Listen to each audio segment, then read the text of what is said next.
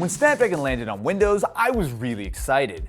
Apple Silicon shook the PC space up in a big way, and I think Qualcomm saw that as their opportunity to bring some real competition to Windows. And that first generation of Snapdragon X, it was good. The battery life was incredible, the performance was solid, but there were enough rough edges at launch that really caused a lot of people to bounce off. So, when ASUS asked me to sponsor this video to take a closer look at their new Zenbook A16, it was a no-brainer because this laptop is running the most powerful Snapdragon chip that's ever been put in a Windows PC. So before we get into what's good about the A16, I actually want to point out a few things that I am not a fan of. The keyboard is fine. It has a little bit less travel than I'd like, it's about 1.3 millimeters, and it feels a little bit shallow. The touchpad does have a cool feature, which is smart gestures. Now I remember when I looked at the A14 last year, it was a cool idea there, but it was pretty unreliable. This end though, it's much improved. So the way it works is you can swipe on the right side to adjust your brightness, left side to adjust your volume. It generally actually works pretty well, especially considering how massive this touchpad is. However, I wish that this was a haptic touchpad. I find myself sometimes just having to double click on things because my little light taps aren't being registered. But honestly, at this point, any laptop that costs more than $1,000, I want a haptic touchpad on. Now it does have a 6-speaker setup, but they're just fine. Now, especially on this A16, there's a lot of empty space on the left and right of the keyboard. I wish they would have put speaker grills there to take advantage of the real estate. And if I'm gonna be nitpicking, it does have a pair of USB-C ports, but they're both on the left side, meaning that I always have to plug in on the left side. It's a small thing, but for me, I really appreciate when I can plug in on either side of a laptop. When you actually touch and feel this laptop though, the thing that really jumps out is just how lightweight it is. Even though this is a 16-inch device, it weighs just a little bit over 2 pounds, and you can really feel it. I mean, it's almost like they forgot to put a battery in it, which is nice. I think it feels premium. That paired with the fact that they're using their updated Cera aluminum finish. So ASUS have been using this for a little while now. The idea is it's an aluminum chassis, but it is coated in a sort of ceramic kind of feel. To me, it feels quite similar to like stone, like a really, really smooth stone. The ports are also good, besides the fact that there's only 2 USB-C on one side. So you do have HDMI, a headphone jack, USB-A, and a full-size SD card reader. I will say the screen is a real highlight. So this one is rocking a 16-inch 2.8K OLED, 120 Hz, and 1100 nits of brightness. As a guy who's been using a Surface Pro 12 for a little while, the screen is very, very lovely. Honestly, it's about as good as a laptop screen gets in 2026. One of the big features of the Zenbook A16 though is a single number, 48.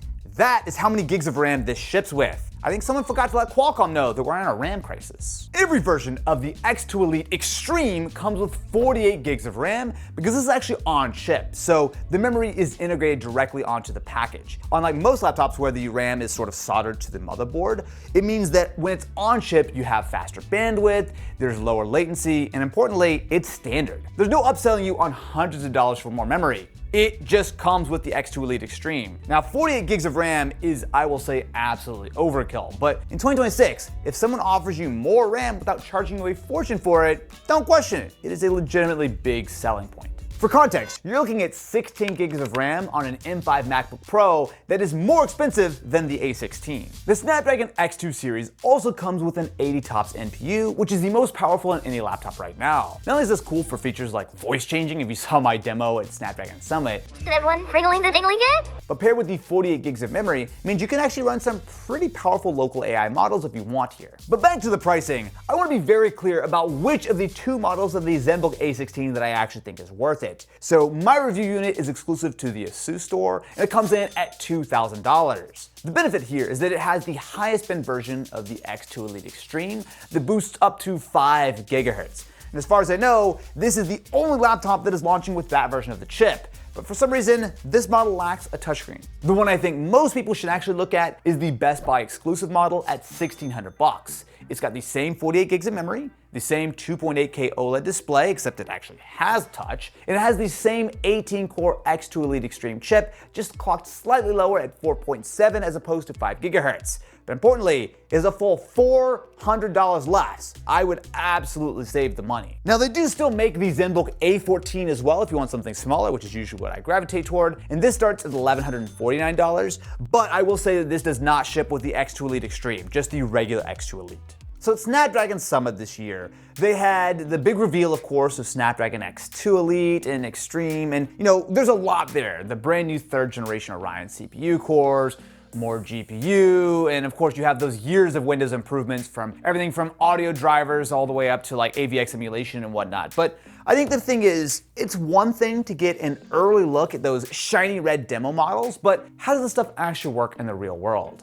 Well, I will say quite well. I've been daily driving the A16 for a little over a week now, and I think the thing that jumps out to me most is how snappy it feels, right? Obviously there's benchmarks, we're gonna get to those in a second, but compared to where I'm coming from, which is a 1st generation Snapdragon device, everything is just a little bit quicker. Even something simple like, so I spend a lot of time captioning the videos that go up on YouTube, and the YouTube captions editor is very laggy. On most systems, it drops frames, it kind of like pauses from time to time, but on the X2 Elite Extreme, it has the raw horsepower just to blast through it. It's actually really quite smooth. And I think that that's a good example of not something that's gonna show up on a Geekbench score or something, but something that I immediately noticed. And as soon as I go back to my other laptop, I'm like, oh, feels like I'm taking a step backward, right? Like, it's just that perceived just sort of snappiness, literally like.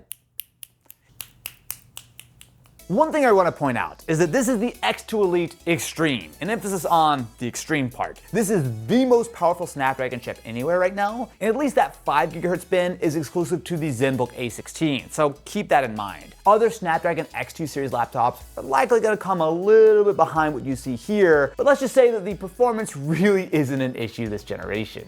It's funny, I actually had a little bit of a hard time figuring out what to compare this laptop to because it's a 16-inch laptop. It's obviously quite thin and light, but it also has like 80 watts of overall system power, which is roughly double what a lot of thin and light laptops do. So my best comparison really was the 14-inch MacBook Pro, specifically the M5 variant. It's about the same price, it's $100 more expensive. And I also, for benchmarks, wanted to throw in the original Zenbook A14 with the 1st generation Snapdragon X Elite. So how does it stack up in benchmarks? Well, I'm glad you asked. And if you didn't, I'm gonna tell you anyway.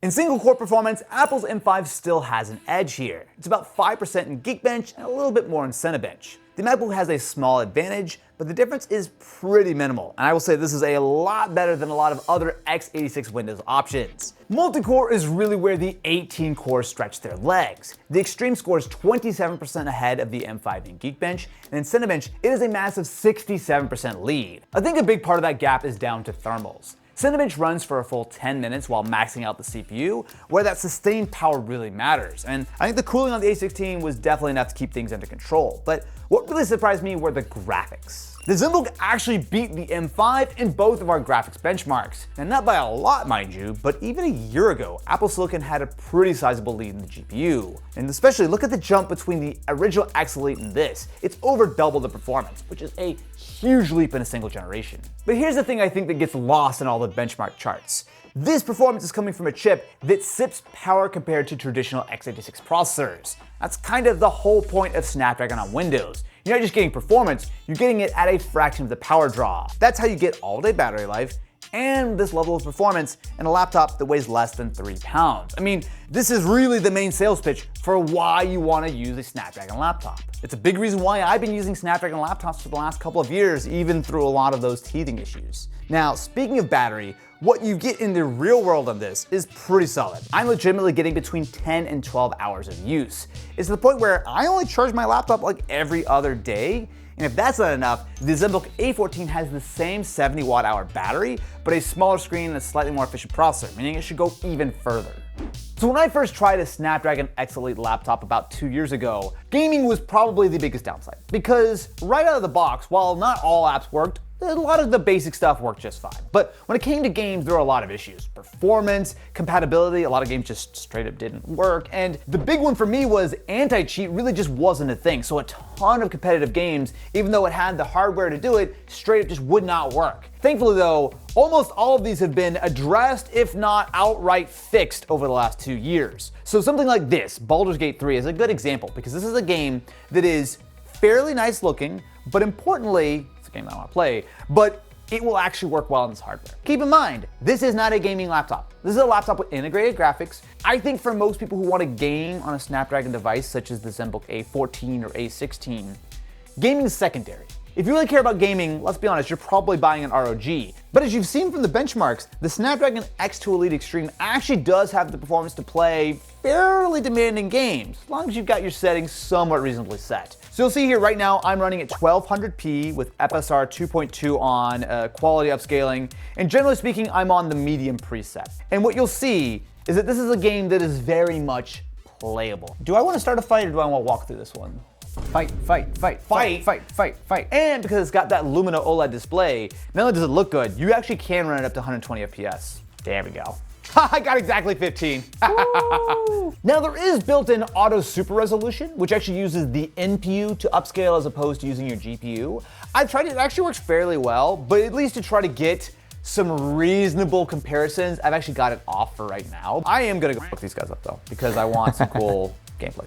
All right, let's start some problems. I don't know why I have to make the sound effects when I'm playing a game that has plenty of sound effects on its own. So while I'm in the middle of this combat, I just want to point out the FPS. We're anywhere between 60 and 100 FPS, which I will say, pretty good. And keep in mind that this is not optimized for Snapdragon in any way. It just works, and it works surprisingly well. A game that used to not work at all on Snapdragon laptops is Fortnite. So I actually was able to try this at Snapdragon Summit, and right here I am running at performance mode in Fortnite, and I've got it scaled to go down as low as 720p, although for the most part it runs a little bit higher than that. However, with this, I can actually come pretty close to a full 120 FPS. Did they get rid of the bots? Yeah. I haven't played Fortnite in a minute. Wait, it's people now, not bots? Yeah. Luckily, I've got a solid 120 FPS right now, so it's totally playable. This is another game that is, I think, pretty popular on thin and light laptops. And the fact that you can get pretty solid performance is nice. I mean, again, 120 FPS pretty consistently even as I'm dropping down. One thing I do want to mention is that you do hear a reasonable amount of fan noise on the A16. It is not loud, I will say. However, if you listen carefully, you can hear it cranking. But it's not egregious. Oh, I'm just eating pizza. Okay, I'm just gonna take all the pizza with me. And importantly, it stays very cool. Like the palm rest area stays very cool. It's only when you get above the keyboard you feel some of the heat, but even then it's actually really not bad. The way that you actually calculate TDP on a Snapdragon laptop's a little different. It doesn't actually have a traditional TDP. It's something called, it's like total system power or something, but it's everything including stuff like your memory. I think even like VRM gets included. And here's one of the cool parts about Snapdragon laptop. I can unplug it. And guess what? I'm still getting 120 FPS, even on battery. They claim that there's essentially no drop in performance when you run on battery. I have seen sometimes there's a very small difference, but it also depends on your Windows power profile. Now, I'm not gonna tell you that you should go out and buy a Snapdragon laptop as a gaming device, because really, it is a secondary thing, right? But the idea that I can not get shot by whoever that is, where is that person? Are you sure there's no bots left? What I will tell you is that if you are like me and you primarily use your laptop for getting real work done and you want to do a little bit of gaming on the side, it is super, super doable this generation. So let's address the elephant in the room. Can you actually use this thing as a normal laptop without running into issues? Well, in my experience, yeah. Everything I throw at it just works. Chrome, Slack, Spotify, most Adobe apps, even stuff like NordVPN that was broken when the X Elite launched, all work just fine now. Now, I can't speak to every workflow. I still edit in Final Cut Pro, which sadly doesn't exist on Windows, so I don't have a lot of experience editing on the A16.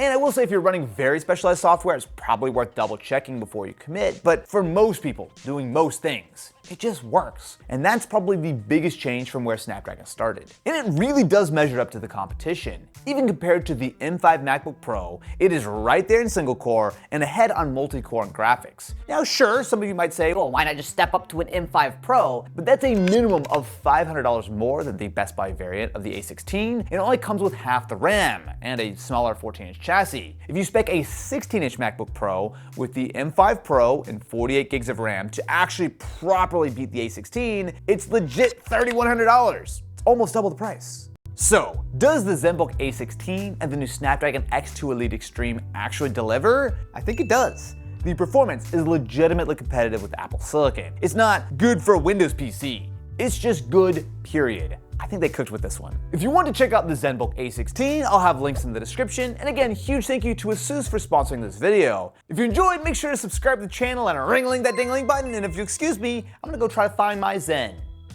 book. Sorry, that was uncalled for. You know what they say about Zen? It's what you read books about. Oh.